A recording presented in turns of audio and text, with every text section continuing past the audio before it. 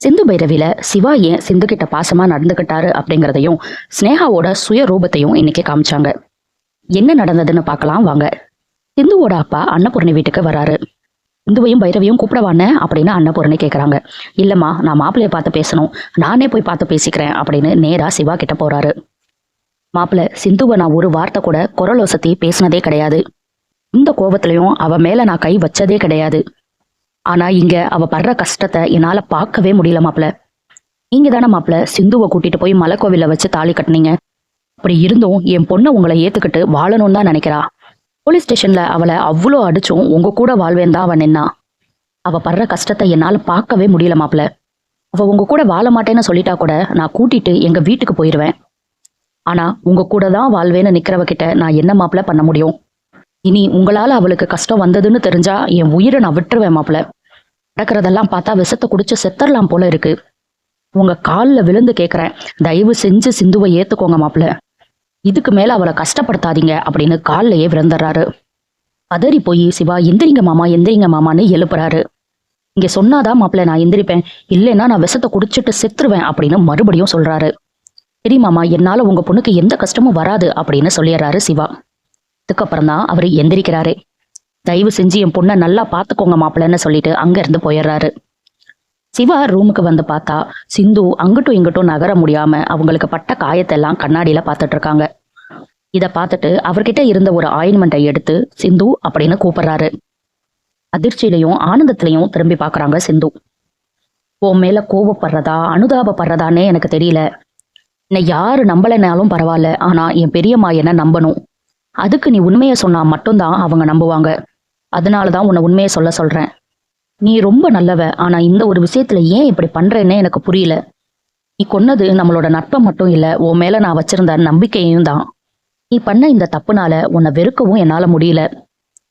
இந்த ஆயின்மெண்ட்டை போட்டுக்கோ, உன்னோட காயம் எல்லாம் சரியாயிரும் அப்படின்னு சொல்றாரு. சிந்து எதுவுமே பேசாம நிக்கிறாங்க. போறதுக்கு முன்னாடி திரும்பி பார்த்து சிவா அதை போட்டுக்கோன்னு சைகையில சொல்றாரு. நல்லா இருந்ததுங்க பார்க்க. ஆயின்மெண்ட் போட்டுட்டு இருக்கும்போது பைரவி வர்றாங்க. எனக்கு கோவமே அந்த சிவா மேலதான். பண்ற தப்பெல்லாம் பண்ணிட்டு போலீஸ்ல போய் கம்ப்ளைண்ட் வேற தரானா அவன். நான் மட்டும் உன் இடத்துல இருந்திருந்தா தாலியை கலட்டி வீசிட்டு நீயும் வேணா உன் வாழ்க்கையும் வேணான்னு நான் போயிருப்பேன். நீயா இருக்க போய் இவ்வளோ அட்ஜஸ்ட் பண்ணி போற, அவன் கூட தான் வாழ்வேன்னு வேற சொல்ற அப்படின்னு சொல்றாங்க. நீ நினைக்கிற மாதிரி டாக்டர் கெட்டவரெல்லாம் இல்ல பைரவி. இதோ இந்த ஆயின்மெண்ட்டை அவர் தான் எனக்கு தந்தாரு. போலீஸ் ஸ்டேஷன்ல போலீஸ் என்னை அடிக்கும்போது கூட அடிக்க வேணான்னு தான் சொன்னாரு. நான் அடிக்கிறத பார்க்க முடியாம தான் அவர் வெளியேயும் வந்து நின்னாரு. நீ என்னை பத்தி கவலைப்படாத, கூடிய சீக்கிரமே சிவா என்னை ஏத்துப்பாரு. நாங்க 2 பேர் சேர்ந்து நல்லா வாழதான் போறோம்னு வேற சொல்றாங்க. இன்னமும் போன்ட்டு சொல்லிட்டு பைரவி போயிடுறாங்க. சிந்து நல்ல பொண்ணா தெரியறதுக்கு இப்போ ஸ்னேகா கெட்ட பொண்ணா மாறணும்.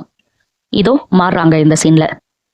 ஹாஸ்பிட்டல்ல பிரச்சனைன்னு வந்த ஒரு கப்பல் கிட்ட, உங்களுக்கு அப்பெண்டிக்ஸ் இருக்கு, அங்க ஆபரேஷன் பண்ணும், பக்கத்துல வேற ஏதோ கட்டி இருக்கு, அதனால 2 லட்ச ரூபா போய் ரிசப்ஷன்ல பே பண்ணுங்கன்னு சொல்றாங்க. ஸ்னேகா பக்கத்துல இருந்த ஒருத்தர், இந்த ஆபரேஷனுக்கு நம்ம எப்பயுமே 50,000 இருந்து 60,000 தானே மேடம் வாங்குவோம், இங்க அசால்ட்டா 2 லட்சம் கட்ட சொல்லிட்டீங்க அப்படின்னு கேட்கிறாரு. நான் மட்டுமா எடுத்துக்க போறேன், உனக்கும் தானே கமிஷன் வரப்போகுது. இதை பத்தி சிவா கிட்டேயோ எங்க அப்பா கிட்டேயோ எதுவும் சொல்லிடாத அப்படின்னு வேற சொல்றாங்க. என்னம்மா நீ இப்படி பண்றியேம்மா அப்படின்னு தான் இருந்தது. போலீஸ் ஸ்டேஷன் சீனை வச்சு 2 வாரம் ஓட்டினாங்க. இனி மறுவீடை வச்சு அடுத்த 2 வாரம் ஓட்ட போறாங்க போல. வீட்டுல அன்னபூர்ணியும் சிவாவோட அப்பாவும் எங்க ஆறுமுகத்தையும் சிவாவையும் காணோம் அப்படின்னு சொல்லி பேசிட்டு இருக்காங்க. கரெக்டா 2 பேரும் நடந்து உள்ள வர்றாங்க. நேத்து சிந்துவோட அப்பா வந்து மறு வீட்டுக்கு கூப்பிட்டுட்டு போனாரு. உங்களுக்கு கல்யாணம் ஆகி 1 மாசம் ஆயிருச்சு, இன்னும் மறு வீட்டுக்கு வரலன்னு ரொம்பவே வருத்தப்பட்டாரு. நீங்க போயிட்டு வர்றீங்களான்னு கேக்குறாங்க. ஆளுக்கு முதல்ல ஆறுமுகம் நான் போறேம்மா அப்படின்னு சொல்லிடுறாரு. பைரவி ஒரு முறை முறைச்சு பாக்குறாங்க.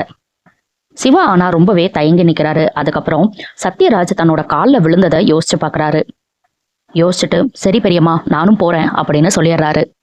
மறு வீட்டுக்கு வர்றேன்னு சொன்னதுக்கு ரொம்ப தேங்க்ஸ் டாக்டரே அப்படின்னு மனசுக்குள்ளேயே நினைக்கிறாங்க சிந்து. நடக்கிற எல்லாத்தையும் மகாவும் காயத்ரியும் கேட்டுட்டு தான் இருக்காங்க. என்னம்மா இது, அண்ணன் மறு வீட்டுக்கு வேற போறேன்னு சொல்றான். அன்னபூரணி சொன்னா முடியாது பெரியம்மா, போக முடியாது அப்படின்னு வாயை திறந்து சொன்னாதான் என்ன, அலையவா வெட்டிட போறாங்க. இப்படி பெரியம்மா சொல்ற எல்லாத்துக்கும் சரி சரின்னு தலையாட்டிட்டே இருந்தா அண்ணா என்னதான் பண்ண போறானோ. அப்பாவும் பூம் பூம் மாடு மாதிரி தலையாட்டிக்கிட்டே இருக்காரு அப்படின்னு சொல்றாங்க.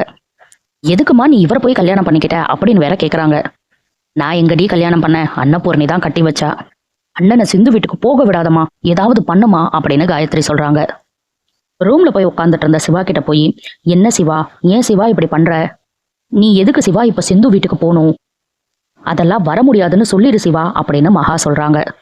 இதோட இன்னைக்கு எபிசோட முடிச்சுட்டாங்க. மறு வீட்டுக்கு போய் பைரவியும் ஆறுமுகத்தோட ட்ராக்கும் ஒரே காமெடியா தான் போகுது. சிந்து சிவாவோட சீன்ஸ் எல்லாம் எப்படி காட்ட போறாங்க அப்படிங்கறத நம்ம பொறுத்திருந்து பார்க்கலாம். அடுத்தடுத்து சிந்து பைரவியில என்ன நடக்குதுன்னு தெரிஞ்சுக்க சப்ஸ்கிரைப் பண்ண மறந்துடாதீங்க.